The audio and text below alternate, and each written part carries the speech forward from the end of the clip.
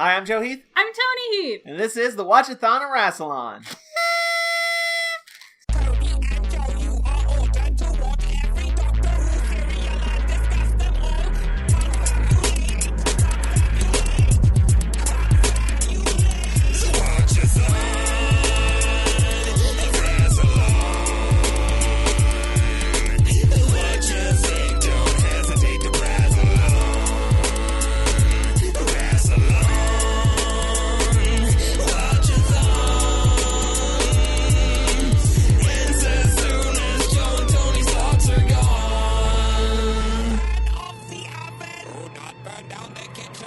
Today, we're going to be talking about the 5th serial of the 6th season of Doctor Who, The Seeds of Death, which consists of 6 episodes that aired from January 25th, 1969 to March 1st, 1969. They all completely exist. Yay! True facts! And we want to give a special shout out to Matt Golden of mgoldentumbles.tumblr.com for getting us these episodes. Thank you, Matt. And today with us, we have special returning guest, Jez! Hi, guys. Hello. Hello, welcome. Thank you.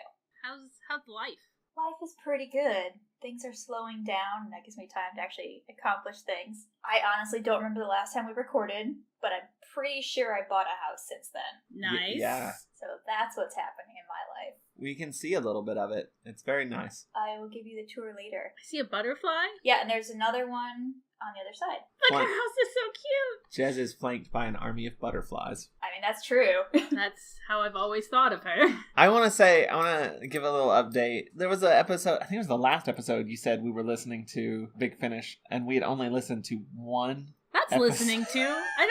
I stand by that. We have now listened to the total of 3 8th Doctor. Yeah, we tend to listen to them on road trips. Yeah, see, I haven't watched any classic Doctor Who since I last talked to you. Oh. So You're you haven't behind even... now. Have you even seen the first Ice Warriors? No, I told you that this week. So it's gonna be an interesting episode. You can teach me things. Because I don't have time to do things, so I haven't watched or listened to anything at all. Oh no. So I do this just for you.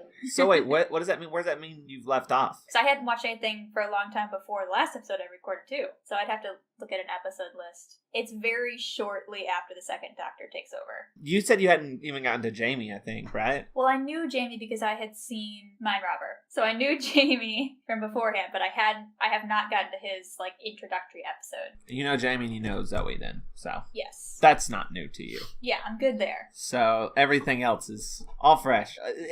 This is going to be interesting because a lot of this serial is sort of repeats of things we've seen before, but it's probably all brand new to you. Yeah, it was interesting because I knew that it followed with the Ice Warriors and that they were brought back, and they were brought back because their costumes were too expensive and they needed to make more use of them. I learned that last night. So they were brought back, and the audience knows them and the Doctor and his companions know them. But they didn't build it up like it was a sequel. They really worked on it for a very long time as if these were completely new characters. They also have attributes that They've never had before. they are Ice Warriors now, even though the last serial they were just found in ice. I think they crashed their ship in ice or something. And now it's no, ice is totally their thing. They were the ice. They love the cold because they're the Ice Warriors. That's not. Never been true before, but okay, sure. Let's go with it. I also think the science isn't very sound, because doesn't Mars get very hot sometimes? I know it's very cold a lot of the time, and that's why they gave them these attributes of ice. But doesn't it also have extreme heat? I don't know. I've never been. I did not look this up before saying this, so this is probably very wrong. I don't know if you know this or not, but Joe and Toni, they don't know things. Oh, I know. That's a life thing too, unfortunately. That is fair. That's true. That is fair. So, should we talk about it? Nah. Okay. All right, I guess we can talk about it. The Seeds of Death, Episode 1, which I have titled The Space Museum 2. We start the episode much like we started the Ice Warriors episode. Every episode begins with the same sort of title card, which the Ice Warriors had the ice caves and the ice sickle. This one has Earth, the moon, and then actually I've read that it changes depending on where each episode begins. So if it begins on the moon, then it shows the Earth, and the Earth moves aside to show the moon, and if it's the opposite, it does opposite. And there's one where it starts the Doctor and them are in a spaceship on the way to the moon. That episode goes in between the two, the moon and the Earth. There was a lot of thought put into something I did not notice. I was not paying that much attention. I wasn't either. I read about it. But yeah, we get that every episode. And then we go to an Earth base. Was it the TMAT Control Systems place? Sure. Yes. TMAT Earth Control, I believe. There is a computer voice talking that has the best voice ever. It needs to be set to a beat. It is so melodic and musical. I agree. It's a very good voice, but there was no use for it. There was no point to it. They could have just had it be like a person could have done that role, even if it was someone somewhere else. Well, I mean, I assume a person did. But how else would you know that it was future-y if a robot wasn't talking to you? He has such a unique rhythm. It gets like increasingly intense as it goes. I almost couldn't parse single sentences because like the rhythm was so important into like how the thing spoke. I just found myself bobbing along to it, not even listening. Yeah, I don't know what it's saying. And that it wasn't a problem of it. It wasn't a problem of it not being clear enough, I should say, because we've complained about that in the past. It's perfectly clear. It's just like you're kind of like, you're distracted by the beat. It's like every time it came on, I just started dancing. But I mean, that is a little bit of a hamper if you're trying to understand what's happening in the episode. That's probably why at a certain point, every time he spoke, they were just like, shut up, stop. It's getting too distracting for all the actors. And then we meet the people who work there who wear suits that make them look like they're wearing diapers. Okay, so these jumpsuits that everybody in the future is wearing, this is not just TMAT because the scientist later is also wearing them. They are designed to put as much focus as possible on the butt and pelvic triangle, but also make them look as terrible as possible. Like I said, it looks like they're wearing big, saggy diapers. It's like a harness. They're like straps, but the straps they gather all the cloth, and it's terrible. It's bad. It's not something I hope we have in the future for real. Well, you have the option of dressing like a dominatrix instead, because Gia Kelly was wearing that. I think just to make it very, very obvious that she was a character to pay attention to. Is that the like main woman at the TMAT place? Yes. Okay. I do Kelly. want her headband thing or her scrunchy thing. I spent so much time looking at it because I was trying to figure it out. So it looks like it's a band that's just kind of woven around her hair because it's not just a regular ponytail. It lets some hair down, like, slowly through there so that the ponytail is, like, consistent against her head. Which is going to make no sense without a visual. But it was very nicely done. It was good on the part of the hairstylist on Doctor Who, which is not something you can usually say. It did make her feel very official, and I liked it a bunch. I think it was there to make her look powerful. Like, everything about her. Mission accomplished. I want to say something about the TMAT control on Earth, is that to me, it feels a lot like the Ministry of Magic. That I'm pretty sure people are just stepping into phone booths and toilets all over the world and getting dematerialized and ending up in London. I do find it kind of interesting that there are two modes of transportation in this episode and both look very much like phone booths. The TARDIS and these TMATs. And it's TMATs. Because they're teleporters, you guys. I don't know if we said that.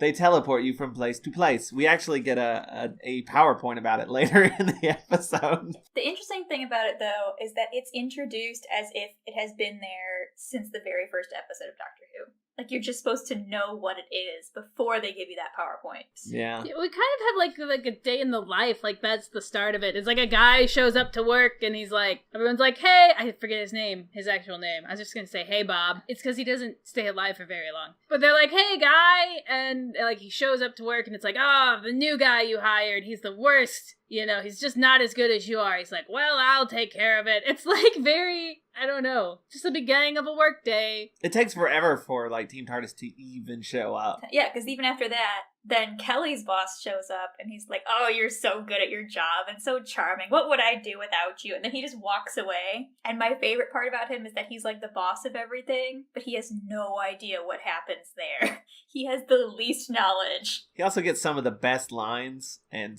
moments, like comedically. It's great. He's sort of my secret favorite of this episode. So, but yeah, even before we get to the Doctor, we go to the moon base. I have a note here that says, Guy gets a talking to, but he's sorry, so it's okay. Yeah, Bob gives his, like, I don't want to say inferior, But he gives his, like, coworker, he gives the new guy a talking to, and his face is very, very close to the other guy's face for a very long time. They're like an inch apart when he's giving him this talking to. Is the new guy 1960s Steve Buscemi? Yes. That one we should know. He's Yeah. a fairly major character. In my notes, he's just Weasley. Oh, wait, I know Bob's name. What's Bob's name? Osgood. Really? It is? Yes, his name is Osgood, and then I meant to look up how many people in Doctor Who have been named Osgood, because I know of 3, but I did not look it up. There are at least 3 Osgoods. And I thought, oh, maybe this guy's really important, because they name people after him later. No, he dies. No, he dies super fast. He dies pretty badassedly, which we'll get to that. Before here and there, they hear screams, and then they hear more screams. And then we get the POV monster, which they don't show the ice monster. The ice monsters? They don't show the ice bad guys. They don't show the super cold bad guys. They come in and they threaten and they shoot one guy. This should be your clue that it's the Ice Warriors because it's the same effect, like tweaked a bit. It's like blurrier now, sort of like this sort of weird mirror effect, but like distorting it. Mm-hmm. He goes, woo, woo, woo, woo, woo, woo, woo. I don't think it actually makes that sound, but that's what it looks like it should. No, it does. It makes like a woo, woo, woo, woo, woo, woo. Yeah. All right. Of something going in and out of focus. And the guy they shoot doesn't just fall down like a normal person would. He leaps over the console of the like workstation and like tumbles over it. He literally has to jump to get over it. Nice pratfall there, person.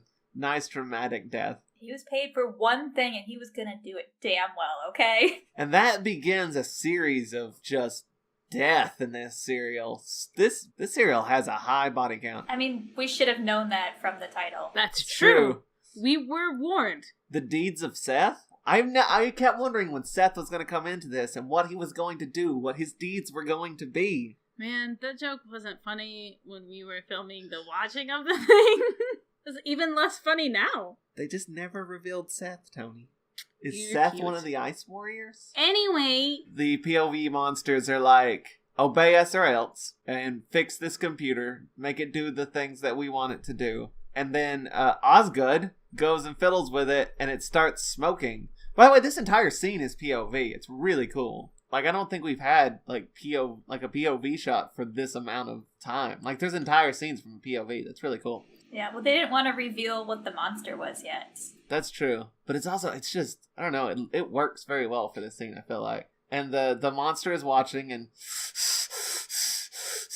which he does. It's way better than it was in the first Ice Warriors. Oh, that makes me not want to watch the Ice Warriors. You couldn't understand him in the first one because they would have the while he was talking over it, but the would drown out the dialogue because I think this guy does it at the same time. Like, it's the one guy, but in the Ice Warriors it was layered, so it was dialogue on top of the hissing instead of a guy hissing while talking. So this you can understand at least. But anyway, Osgood punches some buttons into the computer, which starts smoking. He turns towards the POV monster and just sort of smiles and is like, there was a fault. oops. Very unfortunate. That is a great moment. That is a badass moment. Then he gets killed, so Whoops. that didn't last very long. Then we get the doctor, finally. Hooray. They've landed and they turn on the scanner and they're like, we're in space. And they're like, wait, there's an astronaut there. Wait, that doesn't make sense. That astronaut's from a completely different time period. There's a bit where they're like, what's on his helmet? And you can clearly see what's on his helmet. But Zoe reads it out so slowly. CCCP. Thanks, Zoe. I could not see those big giant block letters. But then they find out they're not in space. They're in a space museum. I feel like we've done this one before. That's gonna happen a lot. Yeah, as soon as I saw the rocket, I'm like, oh, we're in a museum.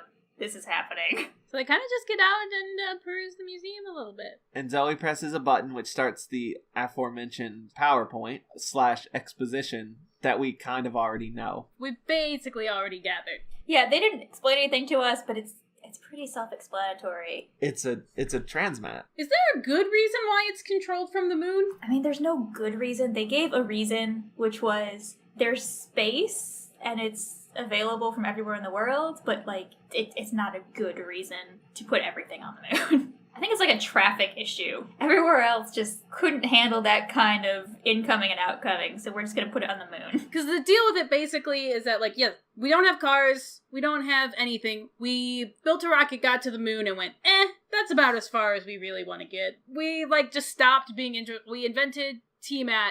I was like, yeah, now we can get everywhere in the universe instantaneously. I mean, anywhere on the planet. Right. We can get anywhere on the planet or the moon instantaneously. And, like, we don't really care about going to space anymore, and that's kind of sad. But all the controls for this TMAT thing are on the moon. I mean, all the controls are on Earth, except for, like, the moon base controls. But they need the moon base to filter. It's like air traffic control. Like, air traffic control is on Earth, but the airport they're trying to get to is on the moon, and they can't contact the moon. Gotcha. I wonder where this moon base is in relationship to the moon base from the previous serial. I wonder how many secret bases there are on the moon. There's just bases all over the place, but they're just out of sight of each other. If you drove like 5 more miles, you could see it. There was an entire you'd like run into some Cybermen. Yeah, I was about to say there was an entire Cyberman invasion on the moon base, and it's just like the TMAT base was just slightly like a mile away. Just no idea that it was happening. Is Yeah. it in the same? I mean, Time are these span? equivalent? Yeah, times Yeah. that they would have run into each other I don't know if there's a specific time mentioned. Is in there? either one. Or at least in this one. It was probably in the PowerPoint. But they finish listening to the PowerPoint, and someone pulls a gun on them. Dun dun dun. Oh no! The Ice Warriors are sort of like trying to make them do what they want them to do. Which is what is like, you need to fix the communications or you die. And he sort of walks away, and then they're like, even if we fix it, he'll still probably kill us. And then like Weasley's like, but we got nothing else to do, and I don't want to die. I don't want to be dead. That's the opposite of what I want to be. I think they said they need Kelly to fix it. Well, basically what they said was, we just work here. We don't really understand what we do. Like, there's only one person here, like, in our whole company that actually knows what the technology does, and she's on Earth. To be honest, sometimes my equipment at work breaks, and I have to call IT and be like, please help me. And they'll ask you questions, and you'll be like, I don't know, man, I just use it. We got, like, a new piece of equipment, and, like, they were asking me all these technical questions about it, because I have, like, experience working with it. But I'm like, I just know, like, the software end of it. I can't install it. Yeah, everything with TMAT makes perfect sense to me as a business. There's one really, really competent person that's, like, middle management, and she knows her shit. And everybody above her just kind of shows up and collects a paycheck and takes credit for everything, but doesn't know anything. Everybody below her, like, knows their job and nothing beyond it. That sounds totally appropriate. Then we get what is probably one of the weirdest shots in this. One of the weirdest shots. There's another one coming up. But they cut back to the Earth base, and some guy comes to tell Kelly, like we've lost communications with the moon base and blah, blah, blah. And for some reason, she is standing behind this, like, smoky glass wall. For a really long time. There's like a conversation that goes on between them, and she is behind the glass forever. That's just the director, like, this would be a cool shot, and no one being like, no. And also, it's Kind of confusing, because, like, oh shit, she was there the whole time? we don't have time for things like coverage, so... Yeah, it was like they were trying to protect her identity, but we all knew who she was. To me, it just feels like the director's like, I don't know, this is a boring scene. Let's do this. That'll liven it up some, but not really. It's more just confusing. Yeah. Because literally, like, he starts talking, and then she starts talking. He's like, oh shit, I didn't know there was someone there. And then they're like, there's no way to talk to the moon base. There's no way to get to the moon base other than a rocket, and we don't use those anymore. And then her boss is like, there's one man who can help us. One singular man who is, we cut to immediately, who is the owner of the museum, who is grumpy and like, how the hell did you get in my museum? Get off my lawn. But the doctor sweet talks of science. Yeah, he quickly stops being grumpy with the doctor and they just start nerding out. So, no, wait, tell me about this rocket, though. Like, tell me about the specifics of it. There's a second where he starts, like, really excitedly talking about the rocket, and he's like, but wait a minute, who are you guys? And the doctor's like, it doesn't matter, tell us about the rocket. And he's like, okay. And then he's like, wait, come over here, I need to show you this. If you like that, you're really gonna love this. Then, like, Zoe and Jamie are like, would you look at these nerds? Super nerds. And then Zoe's like, if he loves Rocket so much, why doesn't he just marry him? And then he's like, I designed that rocket, right? I made that. I made that a thing. There was nothing, and then there was a rocket, and I made that happen. Yeah, but then you find out that he really hasn't built the rocket. He has built this little model of the rocket, and the rest is, like, still in progress. Well, he built rockets in the past. Yeah, when rockets were in vogue. He is working on a rocket currently, which he should not be doing. I think the last serial that we did, a lot of the travel was by rocket as well. So is this a natural progression? I think the last one we did was Enemy of the World. Yeah, and they had to travel by rocket for short distances. You had your hovercrafts and you had your rockets. That's and right. your helicopters. And helicopters. And now we've stepped up. We have T-Mat and rockets. And TARDIS. I'm pretty sure 3 is on Earth for so long, strictly because they use so many helicopters in 2's era. Just like, guys, stop running helicopters! Are you crazy? Yeah, they're like, well, we can't afford helicopters, we can't afford rockets anymore. You know what we should give the Doctor? A buggy. Little yellow buggy. It's not a bad idea. I'm excited about it. Yeah. Yeah. You said in like one of the last podcasts we recorded that you did not like the idea of him driving. I didn't say I didn't like it. I said it was weird. Because we've not seen him in sort of a modern day Earth setting that much. And definitely not driving. I remember when we watched The War Machines with the first Doctor, and he was just riding in a car, and I was like, this feels weird. Yeah, he drives about as well as you would expect at the beginning. 2 drives a car. He drives one in The Invasion. So, and I was like, this is odd. He's driving a vehicle. I don't know how I feel about it. Just because I'm not used to him doing that. It was like when 11's riding a motorcycle. I don't know. It's just not something you're used to. Or 12's riding a tank. I'd say 10 drove a motorcycle. He drove like a little moped thing, right? Yeah. That's not exactly the same. I don't know. Maybe I'm weird. Yeah. That's true. We can confirm. So then Kelly and Diaper Boss show up and like, hey, we want you to help us out, give us a rocket. And we find out that he used to work with them. And then when they started doing the T-Mat thing, they asked him to join, the museum owner to join them. But he was like, no, I like my rockets. No, I only care about rockets. They say, we know you're working on a rocket now.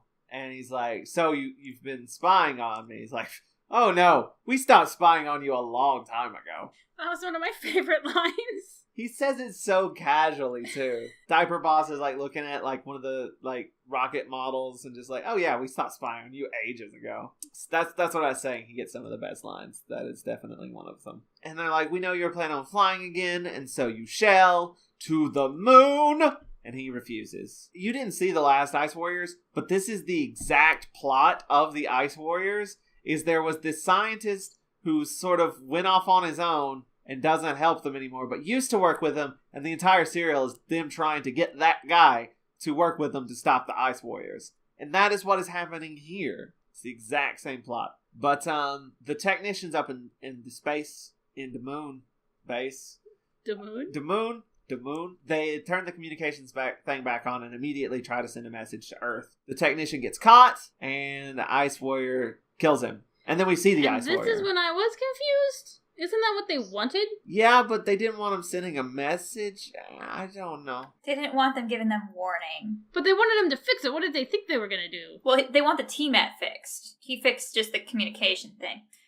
Why can they only communicate over, like, video chat? Why is there no other system built in? They don't have, like, phone calls or text message or something. In the future, there is only Skype. Space Skype. I mean, look at what Mark Watney did.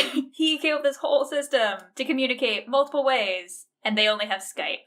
Which I feel like takes up a lot more resources to send a video chat from the moon than to send, like, a text message. Not in the future. It's the future. In the future, sending a text message is really complicated.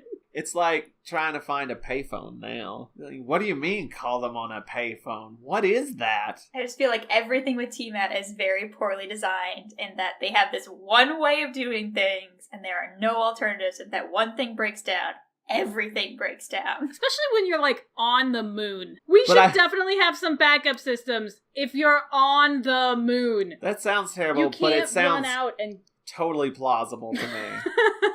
You have to figure there were programmers that put together TMAT, and programmers know all about redundancies. They should have done something. So I think someone pushed them to get it done on a certain time and said, no, we promised this. Our sales guy went out there and told them we would have this ready in January, and it's December, so you gotta get on this. Oh no. That also sounds plausible. That's what I'm dealing with at work right now. TMAT sounds plausibly awful. Like, all of the ways in which the real world is awful. That's TMAT. Don't go to work for TMAT. They're terrible. And they control all distribution of food and medicine, transportation. I wonder if TMAT developed out of T-Mobile. Because it's in the future, so T-Mobile came first. They have very similar names.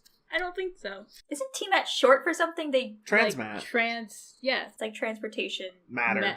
Materialization. Yeah, probably that. It was also in the PowerPoint. Obviously, we did not pay much attention in class. Because they're like, we know what this is about, and just zoned out. We already know. But the reveal of the Ice Warriors is the end of episode 1, and we are now into episode 2, which I have titled The Ice Warriors 2. Did we say that they were revealed? Yeah. We did?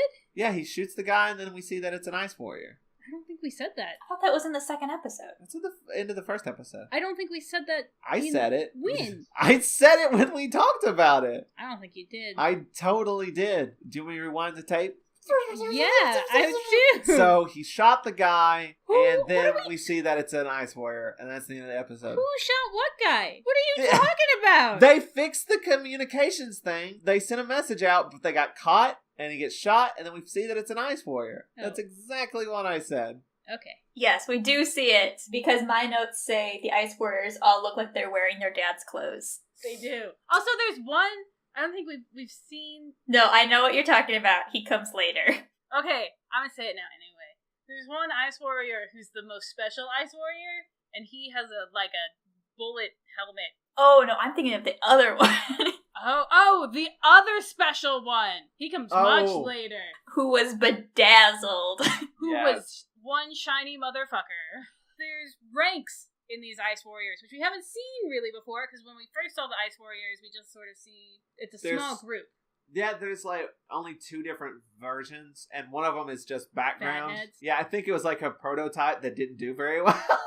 Because in our last episode, the guest we had on was talking about it, saying there's one of them that just has a head that's just huge for no reason. It's so much bigger than the rest of him, and it's only that one Ice Warrior. But in this one, there are ranks, and so you have your run-of-the-mill Ice Warrior, grunt Ice Warrior. Then you have Bullet Head. He has a specific title. What is it? It's general or something. He has, and it's shaped like a bullet, and it goes down over his eyes. And then you have the really fancy one who he's not messing about on this moon base or anything. He's far away and it's giving commands. So he's on Skype. He's being contacted via Skype and doesn't have time to actually be there. He's much too fancy. And he is glittery as hell. I mean, seriously, he was bedazzled. And that's how you knew he was top tier Ice Warrior. It's the amount of sparkles. Captain Sparkles. Captain Sparkles. That's his name. So now we are down to 2 people on the moon base. And we haven't even gotten to yeah, this is episode 2. There are still a lot more people are gonna die, you guys.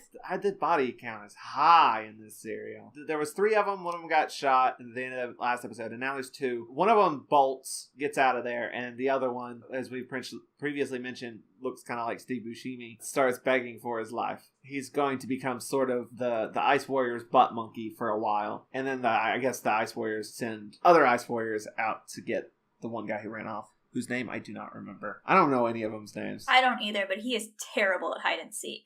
He's really bad, but it doesn't matter because it's Doctor Who. I mean, he's about as good as everybody else in Classic Who has been, where it's just stand against the wall and no one can see you. It drives me crazy. It drives me crazy. So, I mean, I don't think we're there yet, but whatever. We're pretty close. It keeps going back and forth. Yeah, it's just they can try to talk... Daniel, that's his name, the museum owner. They try to talk Daniel into doing the thing, and he's like, no. And they're we're going to do it with or without you. And yeah. So, the one guy, he's hiding. He's hiding in this, space utility closet. And he's just up against the wall. And the Ice Warrior walks into the space utility closet. A closet! I mean, it's like a storage room. It's actually pretty big, but it's full of junk. He's not hiding very well in He's here. up against the wall. There's so many things to hide behind or underneath, and he just stands there. He just stands there, and the Ice Warrior walks into the room, looks to his left, but not to his right, because that's where he's hiding, and just walks back out of the room. All he had to do was turn his head like an inch, and he would have found him. And, like, he didn't even do, like, a very thorough, like, search. He's just like, I don't see anything. I'm not gonna be bothered to look behind shit. It's like me when Joe asks me to look for something, and I'm like, it's not on the couch where I'm sitting, so I don't know, can't find it. So they finally convince Daniel to let him use the rocket and blah, blah, blah. They get it all prepped up and ready to go, and there's only enough fuel for a one-way trip. They're like, you get there and then you reactivate the T-Mat. You can come back by T-Mat. And if not, I think there's supposed to be fuel there. But it's like, it's an old... They connect to the solar power line, because that's a plot point later. They're like, there's an old-ass station there for rockets. It's old-ass because we don't use rockets anymore, and like, you can probably use that, or it's rusted away and broken, and you can't use it. It's whatever.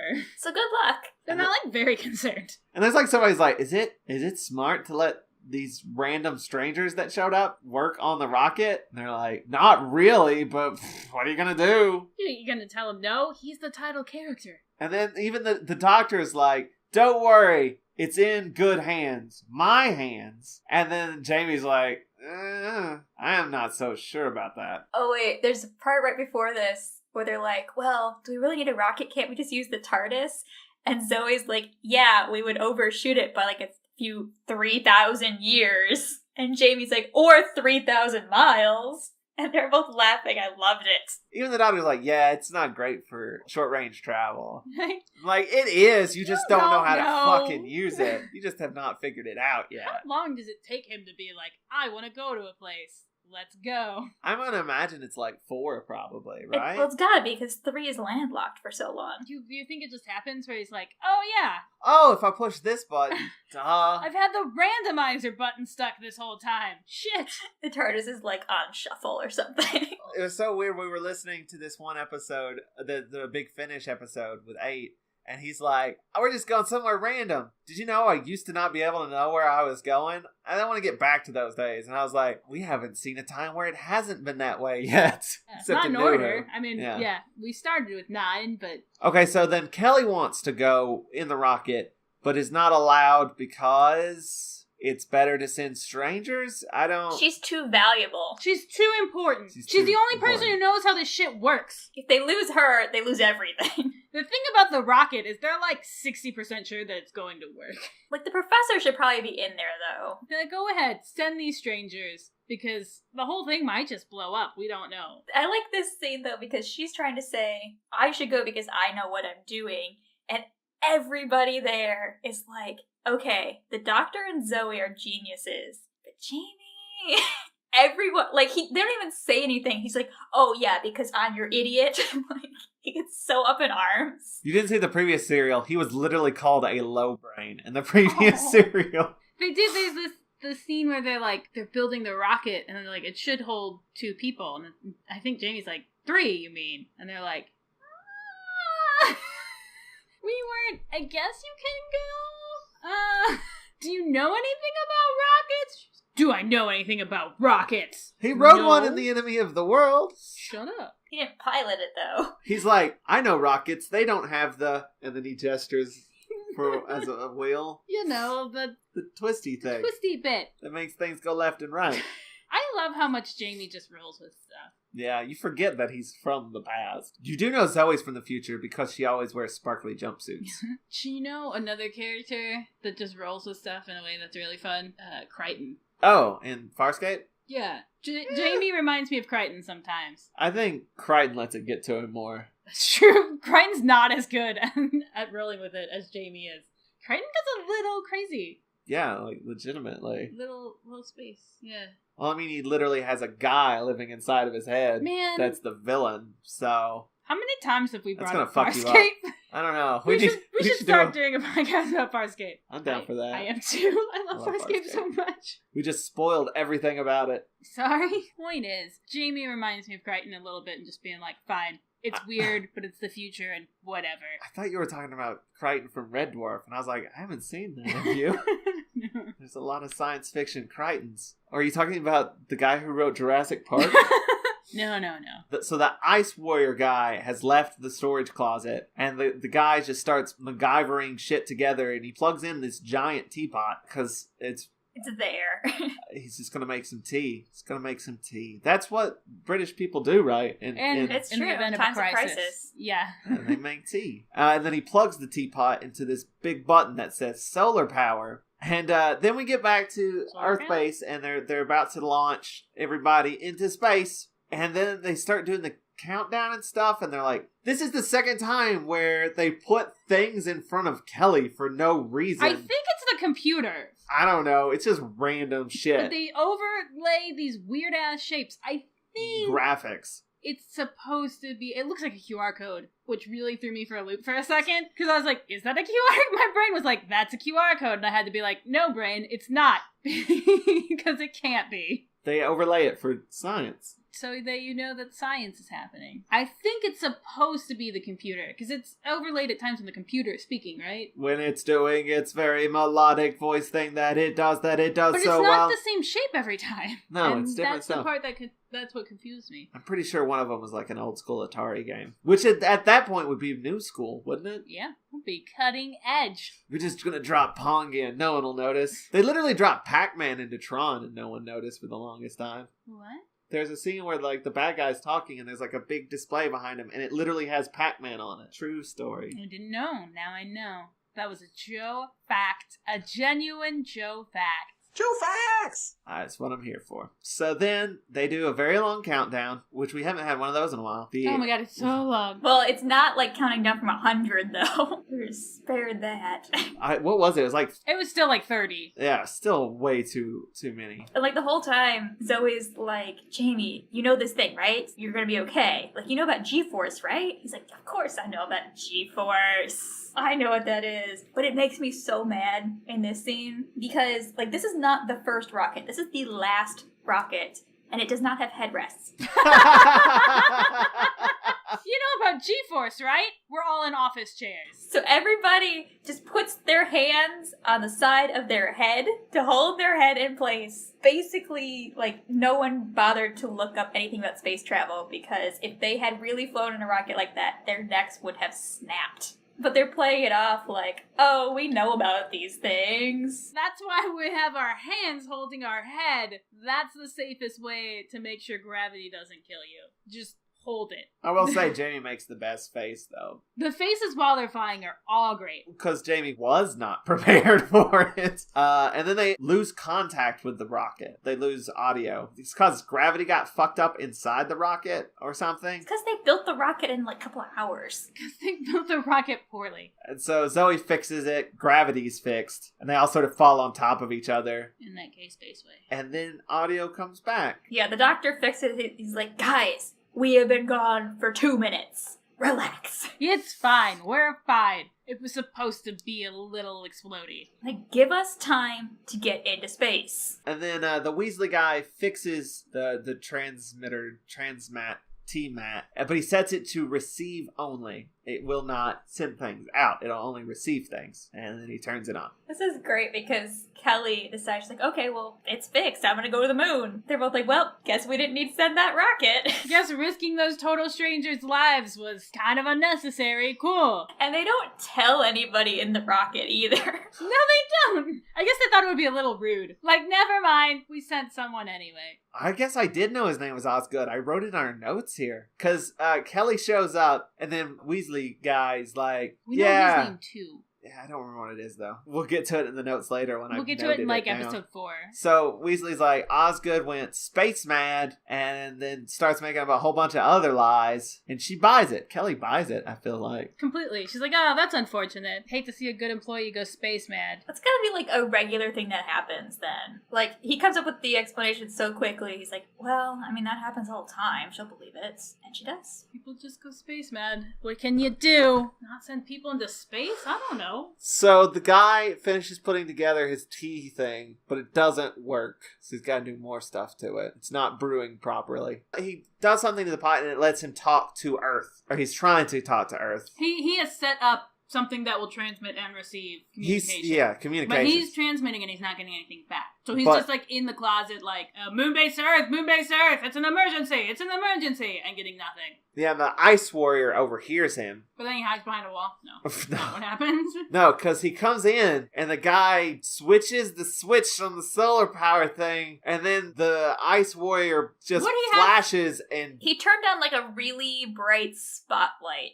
What he has are 3 different lights all pointed at each other. That's what he has set up. They're 3, they look like halogen lamps all set up on light stands. The Ice Warrior walks right into the middle of this weird-looking thing, suspecting nothing at all. And then gets raved to death. He gets so hot, he stops existing. We don't know this yet, though. We have no idea what just happened. It's That's like, true. This light thing killed him. The Ice Warriors have never been established as, like, creatures who need ice. They've never been established as creatures who prefer to be cold. None of that's been established. They were literally called Ice Warriors because they were found in the ice. It was like an assumption made by other people. And now it's like, oh yeah. It's canon now. They don't like the heat. Didn't you know that? What are they, Sebaceans? I did not. Farscape. The thing is, though, this guy didn't know that either, but he still set up a trap made entirely of hot lamps. Maybe they'll get really sweaty and leave. Or maybe he's just trying to blind him, maybe? I don't know. He's just like, that worked better than I could have possibly ever even imagined. Wow. But there's a side effect to this because the rocket ship was homing in on this homing beacon on the moon. And because he did this solar trap, it cut out the homing beam. And now they're like, we'll crash or drift forever. The ends. I like that they're like, Zoe works out like mathematically how long it would take him to crash into the sun. And Jamie's like, oh, we don't need to worry about that. And Zoe's like, why not? She's like, we'll die of starvation long before then. Yeah, that's the beginning of episode 3, The Moonbase 2. Every episode of this is going to be a sequel to a previous serial. We're doing that again. This is a sequel to your previous podcast episode where you did that. Did I do it before? I forgot. Probably. Feel like you have. You definitely did one that was all about... What did you do with the Parent Trap? Oh, it was the enemy of the world because every episode was like related to like a twin thing. Or yes. Yeah. So there was like the Parent Trap and the Man in the Iron Mask and Prince and the Pauper. I'm funny. Oh, I'm not funny. The guy puts together his teapot again and makes contact with the rocket because the Ice Warrior has turned into nothingness. It was not explained as such in the episode, but I feel like this makes sense. That he would have an easier time contacting the rocket than he would Earth. Just because it's closer. Assuming that it's like, radio waves. But instead he's like, I don't know why I can't reach Earth. Why is this so hard? I'm like, well, because the rocket's right there. Then the Ice Warrior confronts Kelly. Did Kelly come with people? She did. She came with people. Because that entire team is now murdered. Because, Jesus, it's just the body count here. Everyone gets murdered. It's actually kind of surprising that we keep, like, all of our companions. How many people die in this? Okay, I also read this last night. Originally, Jamie was not going to be in this episode because he was thinking about quitting. And he hadn't signed his contract yet. Oh, no! So they wrote his part for someone else. Like, just some new person. But then Patrick Troughton convinced him to stay on. That's cute. So originally it was written for this guy. I think his name was, like, Zach or something. There's a lot of that happens, like, that gets written for different companions. Whatever, like, the second episode was with Zoe, they wrote it before the first episode with Zoe, and he didn't know who the companion was going to be, so he just wrote the name Zoe. And they're like, we like that. Can we put it in the previous episode? And he's like, I don't care. Go for it. There's a lot of that. Then this is the scene where we learn that the Martians are Ice Warriors because they've adapted to the cold. I think the Doctor says that. Or does he? I don't know. Somebody says it. The Doctor says it. Yeah, he says it, but I don't know what the context was anymore. But it's just like, that did not happen. Since when? That was not a thing. If you say so, fine. But they home in on that guy's transmission. The guy talking to the rocket, they use that to land. And then there's a little bit of touch and go because it goes out. And then it comes back. And that's when they all fall down. It's like the Doctor, Jamie, and Zoe all fall down. And the Doctor and Jamie are both touching Zoe's legs an awful lot. I don't know if I was the only one to notice that. But when they're getting back up, they're all using Zoe's legs to get back up. Just saying. So the doctor's going to go in there alone, and Jamie and Zoe are going to refuel the rocket because Jamie knows how to do that. Basically, Zoe is doing it, and she tells him, okay, just watch this dial. When it gets to this point, push this button. Can you handle that? He's like, yes, I can freaking handle that. Leave me alone. Everyone, lay off! But this is the fuel source they're supposed to be using is the solar power that this other dude is using that's breaking all the other things. So they can't refuel. He broke their homing device. There's no chance of refueling. Was that when they're like, we won't be able to take off? And then there's like this really dramatic sting, and Jamie looks kind of goofy. It's so dramatic. It's so dramatic, but then nothing really happens. Except that Jamie makes a face. So the doctor's following the map trying to find this guy in the storage closet, and he goes in there, and he almost doesn't see the guy. What the hell? But he does. And they're like, well, let's go destroy T-Map. Like, they're going to destroy T-Map for some reason. Because that's what they assume that's what they want. They don't want the Ice Warriors to have access. So it's like, let's just destroy it. So why not? They're about to go do that. Just be trapped here forever. Yeah, because they think they can get back on the rocket. But they don't know that the rocket can't take off. Which I feel like they should know that they can't because they barely got 3 people on it. The doctor actually calls up Jamie and Zoe and is like, all right, here's the plan. I'm going to destroy the T-Mat and then we'll go home. And they're like, and he's like, cool, bye. And they're like, we gotta go find the doctor now because he's an idiot. We have to go keep him from getting us stranded on the moon. The frickin' moon. So they go to find the doctor. The doctor sees Kelly in an ice work because Kelly is this whole time is like, I'm not gonna help you guys. And they're like, well, maybe you will. And then, like, you will, or else will totes kill everybody. A chase/fight scene happens. It's the most Scooby-Doo nonsense. I loved it! That's exactly what I wrote down, is that it was very Funhouse/Scooby-Doo. Yeah, there's literally mirrors. Why are there mirrors? On the T-Mat moon base? Because it would be fun to run through. And then they corner the doctor, and he's like, you'll be angry if you kill me. I am a genius, which is the most doctor thing to say. Don't kill me, I'm really smart. You'll be really mad about it. And the 2 Ice Warriors look at each other like, oh, genius. Yes, we want genius. And they take him. Exactly what I was looking for. And then Jamie and Zoe get lost. Jamie proceeds to be the worst person. What is it he said? He said something super sexist. A win? About what? I don't know. I've got a thing that says Jamie's the worst, and all I remember is he said something super sexist. He just said women. Yeah, I think that was. He's like following Zoe. He's just like, women. Why do we let him get away with this stuff? I don't know. He does things on the same level as Ben. Actually, a little worse than Ben sometimes. He does things we would never let Ben get away with. Well, it's because Ben was from the current era. Jamie wasn't. Jamie has, like, the advantage of being, like... from the past. Like, it's still not cool, but there's also this idea of, like, well, things were different. He doesn't really know any better. He should, but he doesn't. But then again, Ben wasn't doing anything outside of, like, his time. I just don't like it. Also, Jamie has a personality. If you told Jamie to knock it off, he'd be like, oh yeah, sorry, I'm just talking shit. I'm just doing whatever. And if you told Ben to knock it off, he'd be like, why, am I bothering you? Are you upset? Does it upset you? He would do it twice as much and be right in your face about it. I don't have any, like, things to point to for these feelings. Like, I 100% believe that about these characters. Jamie was called out on it in The Invasion for his sort of, like, sexist comment, and then they proceeded to be like, well, fuck you, and he's like, wait, what? What's going on? Wait, whoa, me? What's happening? Why? What's happening? And I think that's the difference, too, is that Jamie has been called out on occasion. When Jamie has said something like, oh, women, there has been a female character to, like, give him a dirty look and to, like, roll their eyes. When Ben has done something, it's been like, oh, Ben, you're so sexist. I'm going to date you now. I feel like that's the difference. Or perhaps we're just justifying our own random preferenes. I mean, Ben is the worst, and we all know this. We're just defending Jamie here. Some people love Ben. Yeah. Those people are wrong. I mean, sure, they're wrong, but it's cool. They're welcome to that opinion, and I'm sure they have experiences that are informing their opinions that differ, and that's why. So, you know, it's cool. It's fine that you're wrong. It's fine that you have bad opinions. No, but for real, it's fine.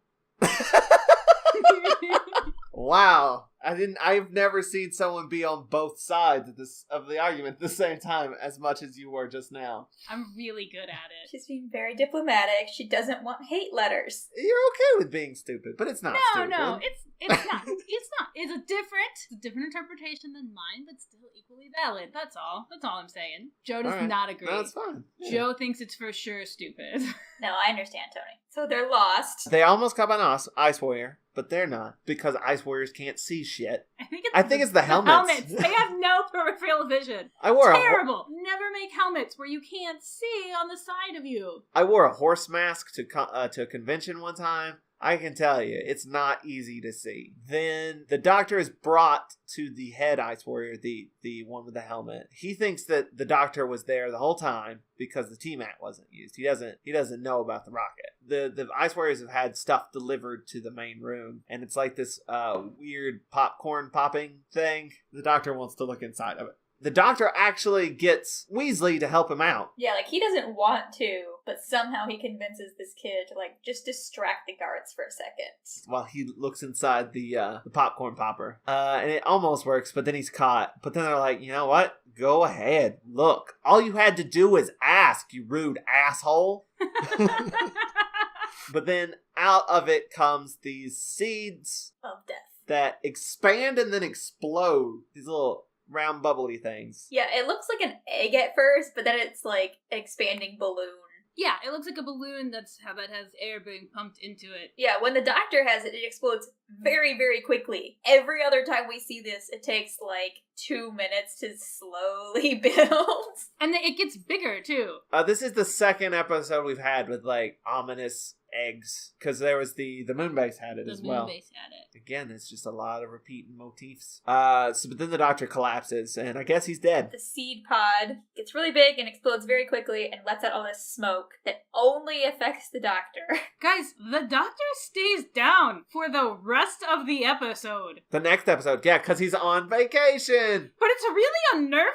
It's so weird to watch stuff and be like, I know he doesn't die, okay? It was 50 years of this shit. But well, he's technically died like 10, 11 times. Yeah, we also, like, can look up on Wikipedia and be like, oh yeah, Troughton was on vacation. Of course they had someone else there. But everyone watching it in real time is like, oh my god, the key might be dead. It's really unnerving. Like, he falls and he's down. They just leave him there, too. Like, his body's just on the ground. I gotta say, that's a better vacation thing than things they've done sometimes. Like, yeah, I'm gonna take a nap this episode. Like, why you can't take a nap? It's not quite as good as the time that Jamie went on vacation and they just got a completely different actor to play him for an episode. Wrong. That's genius. That is some of the best writing that's ever happened. Not on Doctor Who, just ever. Oh no, I got it wrong. Anyway, Zoe and Jamie are in the storage unit, and they are less good at hiding as they're spotted, so Jamie blocks the door, and they reset up the teapot. They zap another Ice Warrior, I think, back in the main area. Then the Ice Warriors tell Weasley guy to transmit the seed of death, or seeds, sorry, plural, to London. But because T-Mat is down, it's causing problems. Like, T-Mat's used for everything, and so, like, there are places that can't get food. It's a terribly designed system. There's no way it's like, where's your redundancy? Why would you send all of your food to the moon? Why not just grow food in more places? But yeah, there's, like, urban areas who are just screwed because they can't get any food or water or resources or anything. Then while they're talking about that on the Earth base, then Earth gets the seed. The seed shows up. It shows up in such an... It's like, you know those egg holders that you can buy that hold just one egg? Each seed pod has one of those, like a pedestal. It's so tall. And it starts expanding. And then one of the guys is, like, a relative of Ian Chesterton. Yes, I wrote that down. I wrote down, I miss Ian. He would have loved this. Because he says it, you guys. He goes, it's alive! And that is the end of episode 3. And we're now into episode 4, The Invasion 2. I have, like, less notes as it goes on, too, because I started getting, like, antsy and ADD. So, at the beginning of episode 4, I started doing my leg exercises. The only note I have is Troughton on holiday, double playing his unconscious self. All I have. That was so bad, too. Like, because they go to move his body, and it's not the doctor, and he's trying really hard to, like, remain unconscious. He knows he knows that his face is being shown, and he's trying, like, stop, no, don't turn me that way. He, like, tries to throw his arm up, but then, like, remembers that he's supposed to be unconscious, and then just tries to, like, throw his arm back down and, like, turn his head. But we see it. We saw him.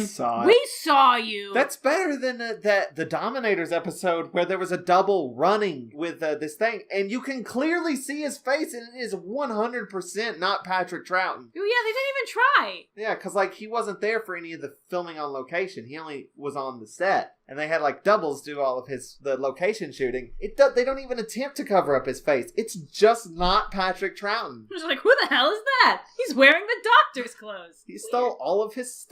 But the egg expands. It gets swirly, too. Yeah, you see, like, the gas inside of it before it explodes this time. And then it explodes and it kills the guy. It's a really good practical effect, actually. Like, I think they actually just blew up a balloon with the smoke and let it explode. It's really cool looking. Especially this particular one, because it's the only time you, like, actually see it, like, swirl inside of it. But they suck out the gas out of the room. Yeah, with the air conditioning. That's not how air conditioning works. It's the opposite. Future, Jez. In the future, you make a room colder by sucking all the hot air out of it. It's way more convenient, works better, more efficient. The guy, they check the guy and he's dead. And, like, he lays in, like, in the foreground of this scene for, like, a little while, being dead. And then they go to remove his body. They reach down for him, and the guy actually lifts his arm up so they can pick him up.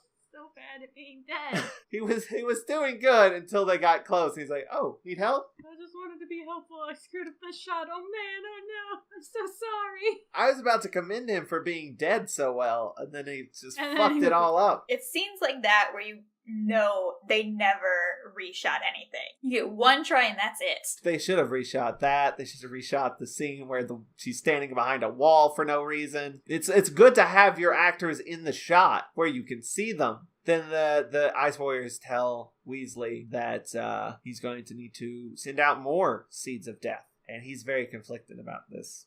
So he wasn't all that conflicted until he has to, like, actually kill a person, like a very specific thing, and he's like, oh wait, no, I don't want to do that. Like, but you just sent that and killed hundreds of people. He's like, yeah, but I don't know them. Well, no, he was like, I didn't know. And it's like, you sent down little pods that they called seeds of death. What did you think you were doing? Which you just saw take out the doctor. Yeah. Well, it didn't kill the doctor. Right, but he doesn't know that yet. No one checked on him. No one checks! He just lays there on the ground for ages and no one does anything! Because that guy died. That one guy on Earth died. And you're like, oh shit, that killed that guy. And the doctor hasn't moved. We haven't seen him. He's dead. Not only do you not know for sure whether or not he's alive or not, but we have previously seen the doctor die. So, like, you know it's possible. So anybody watching this episode was probably freaking out for weeks. Oh, man, I bet, especially if, like, news that there's going to be a new doctor had started spreading around. Because we're, like, 2 series away. Yeah, we're close. So there might have been rumors at that point. They're like, oh, no, is this it? I thought we had more time. So, meanwhile, in the storage unit, Kelly is fixing the heat lamp, and Jamie and the other guy are going to crawl around in the ducts and try to figure out what's going on. They're going to John McClane. Meanwhile, on Earth, because they started sending the seeds out all over the place, Daniel is trying to figure out what the cities have in common. And They're all capital cities, except for New York. No, wait. Wrong era. Sorry. This is the origin of Dr. Mysterio. I don't remember. It's figured out, but I don't remember what it was. Maybe we'll get to that. They are all hot. No, they're all cold. Right. Sorry. The other one. But, like, for a long time, the boss guy is just like, no, it doesn't matter where they are. Shut up. Why are we spending time on this? And the scientist is like, because it's important. This might fix things. They're like, no, it won't. Shut up. No. I don't remember any of the cities except, like, I think Ontario was one. It was, like, a couple of Canadian places. New York, London. Was it Ontario? I don't think it was Ontario. It was another, like, major Canadian city, but I don't think it was that one. Yeah, I don't remember what it was. Ontario is probably the only major Canadian city that Joe can think of. Shut up. There's, the other one where they say A and play hockey. And drink maple syrup. Canada! Tim Hortons. Martin. Our apologies, Canada. Sorry. And then we found out that the one guy who died, the relative of Ian, his name was Brett, by the way. I don't know why I wrote that down. We don't know anyone else's name. He died of oxygen starvation. They're like, what? It takes forever to die of oxygen starvation. Because the air in the seeds is all fucked up, you guys. Yes. There's the second Doctor trademark. Foam! Foam! Yay! I missed it. It had been 3 whole episodes since we'd seen it last. Foam! Foam. We've had foam in The Web of Fear, and we've had foam in Fury from the Deep. It's a thing. I'm not gonna lie, I'm a pretty big fan. Just because you know that it looks so much fun. Did they just figure out how to do it? They're like, oh man, we gotta do this again. I think it's just like, yeah, it reads fairly well in black and white. We're gonna be switching to color soon, so let's do it now. Let's get it all out, yeah. Yeah.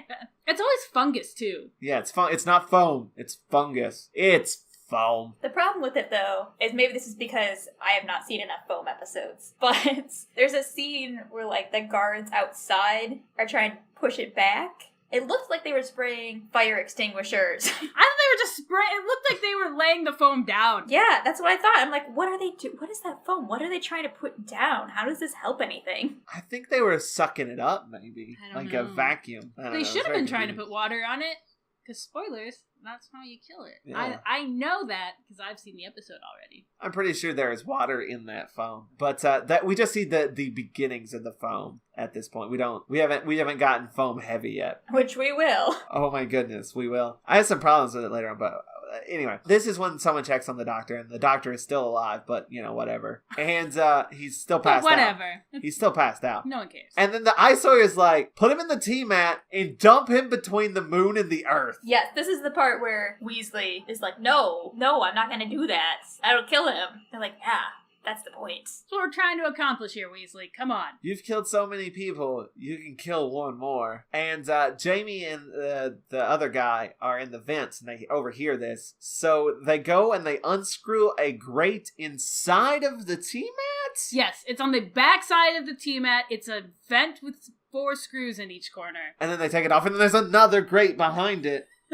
Jamie's like, oh no! No, he's like, it's fine. I still have a screwdriver. He's like, oh, okay. They basically pull him through the grate, but it was very confusingly... You never see them pull him through the grate. And so, like, they start to take the second grate off. It cuts back. No, like, it cuts back to him operating the T-mat, and he hits the button, and they're like, great, you killed him, because the T-mat's empty. And she's like, he's okay, though, right?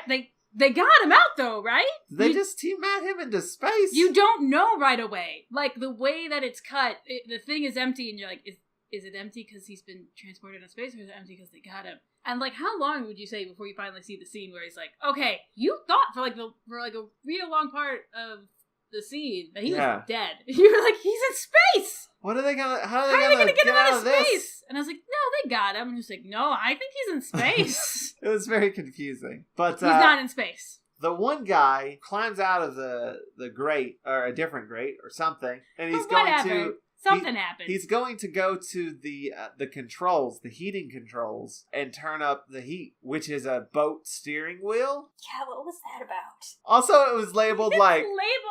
cool and full on, or something like that. And it just has an arrow pointing down, too.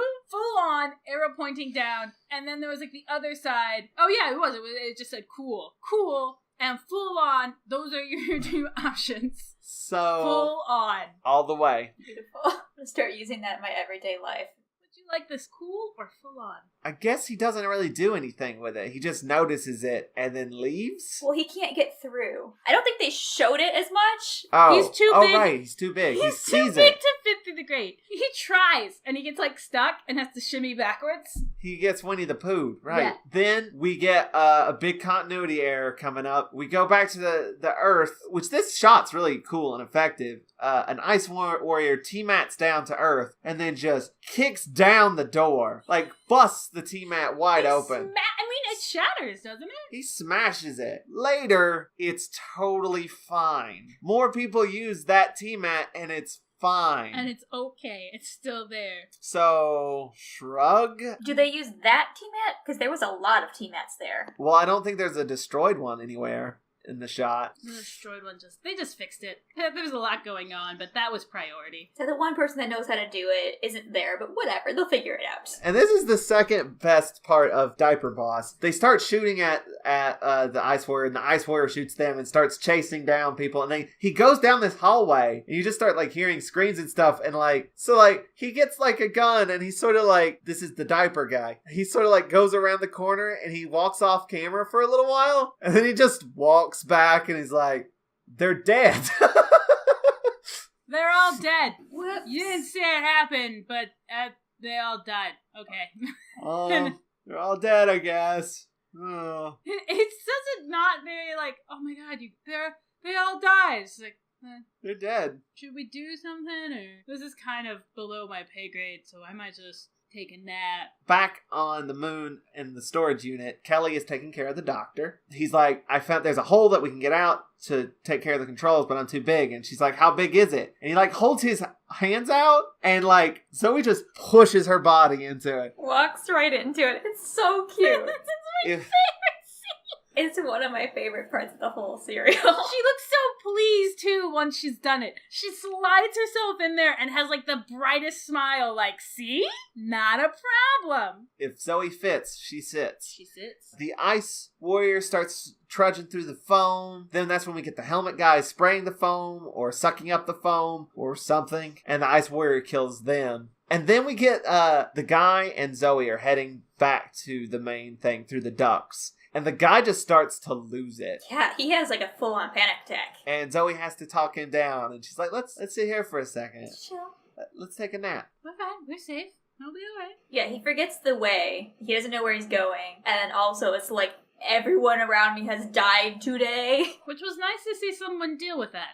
Yeah. Instead of just being like, yeah, everyone's dead, let's go. It We got happens plot stuff to go to. It happens sort of randomly. Then this is where Daniel, the museum owner, starts to realize they don't go to warm places. They only go to cold places. And he's worried about an invasion. And then we cut back to Zoe, and she's like, oh wait, I'm super smart. I forgot for a second. I have a photographic memory. I looked No at a worries. map once, and I know where we need to go. I mean, she doesn't know where the air ducts are, but she figures it out very well. She's like, yeah, they run parallel to the corridors. It's like, yeah, but you got lost earlier.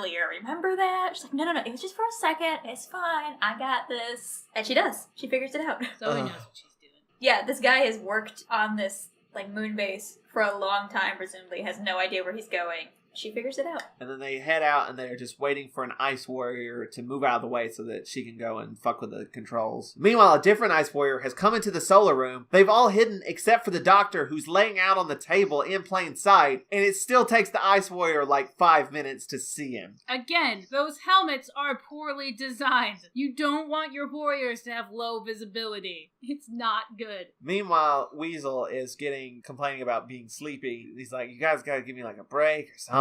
And then he notices Zoe and the guy, and so he distracts the Ice Warrior so they can get out. When he notices him, it's a very weird scene because he sees there's someone there, and they slowly put down the grate, and you have to see like half of his face before he's like, oh wait, I know that guy. I'm gonna help that guy. Like, if it was anyone else, he would have turned them in. This is also the point where I'm starting to like Weasel Guy, though, because he's starting to grow as a character instead of just being the guy you hate. He's trying to help now, and I like that. I started off being like, oh, it's this guy. And by this point, I'm like, oh, they're doing something with him. That's good. I don't feel like they do that often enough. No, they really don't. They just generally stay the same character throughout the whole thing. And this guy's starting off Weasley, but becoming kind of a bit of a hero a little bit. A Ron Weasley. God damn it. I'm really mad that I didn't make that joke. I've been waiting like the entire time we've been recording for you to realize what you've been saying. So Weasel Guy is distracting the Ice Warrior. Zoe sneaks out, takes the wheel, the steering wheel control thing, turns it from cold to full on. Very, very slowly. And then the Ice Warrior sees Zoe and tries to attack her. Oh, I was so mad at her in this part. Okay, there's a giant screen on the wall that she has to walk across to get to the full-on control. She takes a very long time to get across while this guy is distracting the Ice Warrior. But then when she goes back, she just stops and stands there. She looks like she thinks she's hiding. Like she's pressed up against the wall like, he can't see me, right? Yes. He can see you. Maybe he'll think I'm a music video. She starts screaming, "Help me!" And I'm just like, move! Help yourself! Do something! This is clearly a case of we need a cliffhanger. Because that was the end of episode 4. We're now into episode 5, Fury from the Deep 2. Wait, do we know that they killed the dude? Zoe was up on the stage, and the other guy, whose name we don't know, was in the grate, and they killed the grate guy first. Did they kill him? Yes. Because I didn't catch that right away. And then I was like, oh, that's what happened in that giant... Because he attacks somebody, and you think it's Zoe, and then I'm like, wait, did he miss? How did he miss? I'm gonna be honest, I missed that entirely. And I'm like, oh, he shot the other person first. Okay, like, it's very unclear at first, and then later you're like, oh, that's what happened. He's not in the rest of this serial, and I forgot. No, he's definitely dead. You think they, like, reopened the moon base and forgot about him, and he's just there like, what stinks? There's gotta be something in those vents. I don't know, it's like a dead rat. Oh, no. And they go in there like, oh shit, it was Rob. Totally fucking forgot. This is when he really becomes a hero, Ron Weasley, because he fights the Ice Warrior, and then the Ice Warrior gets too hot and passes out. So he runs back to tell everyone the good news. That their friend is dead. Well, would you call him a friend, really? More like a coworker? Yeah. An acquaintance? Not even one of the coworkers that you like. I literally don't know his name. I remembered Brett. So the doctor starts to wake up. He's like, oh, Victoria, yes. By the way. He calls for Victoria. Oh, no, it made me sad. Yes, I caught that. Every time the doctor wakes up sort of disoriented, he gets things wrong. Because, like, there was the previous serial, he sort of wakes up, and they're talking about this character named Jimmy. He's like, no, it's Jamie. It's Jamie. It's adorable. Then Jamie fights an Ice Warrior, and the Ice Warrior gets too hot, passes out. Zoe tells him that Weasel is on their side now, because they thought he might not be. She's like, oh, he did this great thing for me. And they're like, really? That guy? Are you sure it was that guy? Because that's not who I know. She's like, no, I swear it was that guy. Characters don't grow. And she says that the T-Man is working again, so they can go back to Earth. Back on the Earth base, the head boss shows up. Oh yeah, Sir something.